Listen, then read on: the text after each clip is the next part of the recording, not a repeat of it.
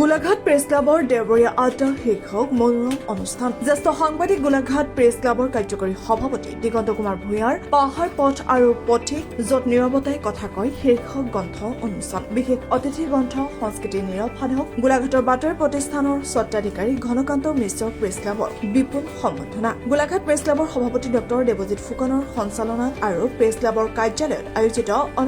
অনুষ্ঠানৰ বিশেষ অতিথি ঘনকান্ত মিশ্ৰই অংশগ্ৰহণ কৰি জীৱন পৰিক্ৰমা জীৱনৰ অভিজ্ঞতা আৰু সমাজ জীৱনৰ বিভিন্ন দিশ আলোকপাত কৰি কাৰ্যসূচী জীপাল কৰি তোলে প্ৰেছ ক্লাবৰ সাধাৰণ সম্পাদক প্ৰবীণ কুমাৰ দাসে আধৰা অনুষ্ঠানত জ্যেষ্ঠ নাগৰিক কৰুণ কুমাৰ শইকীয়া জ্যেষ্ঠ অধিবক্তা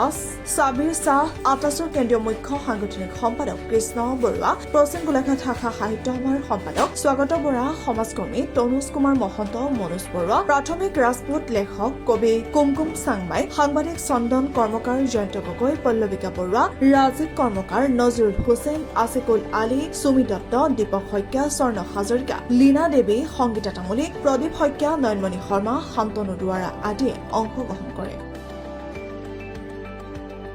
বৰ্ষ চলি আছে তাৰ লগতে সম্পত্তি ৰাখি আমি এটা অনুষ্ঠান আয়োজন কৰিছোঁ আড্ডা হিচাপে আজি গোলাঘাটৰ এজন বিশিষ্ট সমাজকৰ্মী আৰু বাতৰি কাকত ব্যৱসায়ৰ লগত জড়িত ঘনকান্ত মিশ্ৰ ডাঙৰীয়াক আমি ইয়ালৈ মাতি আনি তেখেতৰ বৰ্ণময় জীৱন আৰু তেখেতৰ দীঘলীয়া ইতিহাস সম্পৰ্কত আমি এটা বাৰ্তালাপ কৰিলোঁ আৰু এই বাৰ্তালাপৰ জৰিয়তে গোলাঘাটৰ ইতিহাসৰ বহু কথাই আজি ইয়াত উন্মোচিত হ'ল তেখেতক আমি ধন্যবাদ আৰু কৃতজ্ঞতা জনাইছোঁ লগতে গোলাঘাট প্ৰেছ ক্লাবৰ কাৰ্যকৰী সভাপতি দিগন্ত কুমাৰ ভূঞাৰ ভ্ৰমণ সাহিত্য পাহাৰ পথ আৰু পথিক নামৰ এখন গ্ৰন্থ ইয়াতে উন্মোচন কৰা হ'ল আমি দিগন্ত কুমাৰ ভূঞাকো অভিনন্দন জনাইছোঁ আৰু তেখেতৰ কলমেৰে অনাগত দিনত অধিক গ্ৰন্থ প্ৰকাশ হ'ব বুলি আমি আশা কৰিছোঁ আৰু সকলোকে আমি আজি অনুষ্ঠানটোত সহযোগ কৰাৰ বাবে কৃতজ্ঞতা আৰু ধন্যবাদ জনাইছোঁ মোৰ আচলতে আজি জীৱনৰ বাবে পৰম সৌভাগ্য গোলাঘাট প্ৰেছ ক্লাবৰ যি এক আড্ডা অনুষ্ঠান এই আড্ডা অনুষ্ঠানত আমাৰ যি পাহাৰ পথ আৰু পথিক নামৰ এই এখন ভ্ৰমণ কাহিনী ম্যানমাৰ সীমান্তৰ ভ্ৰমণৰ এক কাহিনী কেইটামান অধ্যায় সন্নিৱিষ্ট কৰি মই লিখিবলৈ চেষ্টা কৰিছিলোঁ আৰু ইয়াক ইতিমধ্যে প্ৰকাশ আমি সম্পূৰ্ণ কৰি আজি প্ৰেছ ক্লাবত আমি শুভ উন্মোচন কৰিলোঁ আৰু এই অনুষ্ঠানটোত জৰিয়তে এই গ্ৰন্থখন উন্মোচন কৰিবলৈ পাই অতিশয় আনন্দিত হৈছোঁ পাহাৰ পথ আৰু পথিক য'ত নীৰৱতাই কথা কয় জীৱনৰ কিছু অনুভৱ আচলতে আমি বিশেষ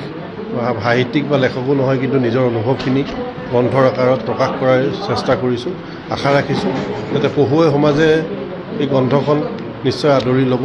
আৰু গোলাঘাট প্ৰেছ ক্লাবৰ সভাপতি সম্পাদক প্ৰমুখ্যে যিসকল ব্যক্তি পশ্চিম গোলাঘাট শাখা সাহিত্য বা বিষয়ববীয়াসকল ইয়াত সাংবাদিকসকল উপস্থিত থাকি এই কাৰ্যসূচীটো সফল কৰি তুলিলে তাৰ বাবে মই সংশ্লিষ্ট সকলোকে ধন্যবাদ আৰু কৃতজ্ঞতা জ্ঞাপন কৰিছোঁ পাহাৰ পথ আৰু পথিক এই নামটো আপুনি কি ধৰণে ভাবিলে পাহাৰ পথ আৰু পথিক আচলতে আমি যেতিয়া ম্যানমাৰ সীমান্ত ভ্ৰমণলৈ গৈছিলোঁ আমি এটা উখুৰা মুখুৰা বাটেৰে দুৰ্গম বাটেৰে পাহাৰ অতিক্ৰম কৰি পথ আৰু পথিক আমি সেই পাহাৰ আৰু পথ আৰু মাজেৰে আমি একোজন আমি পথিক আছিলোঁ আমাৰ দৰে বহুজন পথিক থাকে কিন্তু আমি পাহাৰ পথ আৰু পথিকৰ মাজত যি আমাৰ মনৰ অনুভৱ সেই অনুভৱখিনি প্ৰকাশ কৰাৰ প্ৰয়াস কৰা হৈছে গ্ৰন্থখনত আৰু যথেষ্ট বিৰল অভিজ্ঞতা হৈছিল বহুত ইয়াত আমি বাৰ্তালাপ কৰিছিলোঁ এই ভ্ৰমণৰ দ্বাৰা আমি বহুত শিকিব পাৰিছোঁ জীৱনৰ অভিজ্ঞতা বুটলিব পাৰিছিলোঁ নাগালেণ্ডৰ সেই সহজ সৰল সীমান্তবাসী ম্যানমাৰ সীমান্তবাসীয়ে হওক নকলাঙৰ যি সহজ সৰল ব্যক্তিসকলে হওক সেই পদ্মশ্ৰী পোৱা এজন ব্যক্তিয়ে হওক নকলাঙৰ সহজ সৰল নগা যুৱতী যি আতিথ্য পৰায়ণতা তেনেধৰণৰ কিছুমান অভিজ্ঞতা জীৱনৰ বহুখিনি অভিজ্ঞতা পাইছোঁ তেওঁলোকৰ পৰা যথেষ্টখিনি শিকিবলগীয়া আছে এই শিকিবলগীয়া কথাখিনি মনৰ অনুভৱৰ আকাৰত আচলতে গ্ৰন্থখনিত প্ৰকাশৰ চেষ্টা কৰা হৈছে